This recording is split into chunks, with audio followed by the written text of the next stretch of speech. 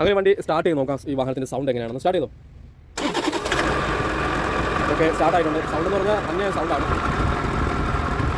നല്ലതുപോലെ നോയ്സ് ഉണ്ട്. റൈസ് ചെയ്തോ. അങ്ങനെ നമ്മൾ വാട്ടർ പമ്പ് ഇളക്കിയെടുത്തായിരുന്നു. വാട്ടർ പമ്പ് ഇളക്കണമെങ്കിൽ ഇത്രയും പൊളിക്കണം കേട്ടോ. ഇത്രയും പൊളിക്കണം എന്ന് പറഞ്ഞാൽ ഇതിൻ്റെ ടൈമിംഗ് ഒക്കെ ഇളക്കണം. ടൈമിംഗ് ബെൽറ്റ്, അതുപോലെ തന്നെ ക്യാം ഷാഫ്റ്റ് പുള്ളി, കവറ്, അതുപോലെ തന്നെ ഓൾട്ടർനേറ്റർ, പിന്നെയെന്ന് പറഞ്ഞാൽ ബെൽറ്റിൻ്റെ ടെൻഷനർ, ഐഡിയൽ പുള്ളി, ഇതെല്ലാം മൊത്തം ഇളക്കി മാറ്റിയാലേ നമുക്ക് വാട്ടർ പമ്പ് ഇളക്കിയെടുക്കാൻ കഴിയത്തുള്ളൂ.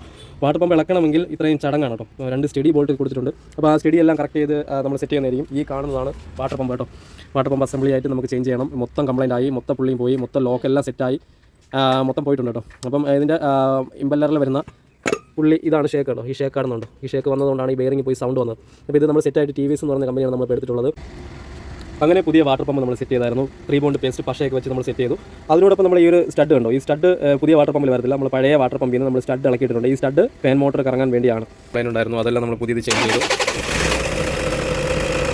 അപ്പോൾ നല്ല ഇന്നോവയുടെ കറക്റ്റ് നോയ്സ് ആയിട്ടുണ്ട്, സൗണ്ട് ആയിട്ടുണ്ട്.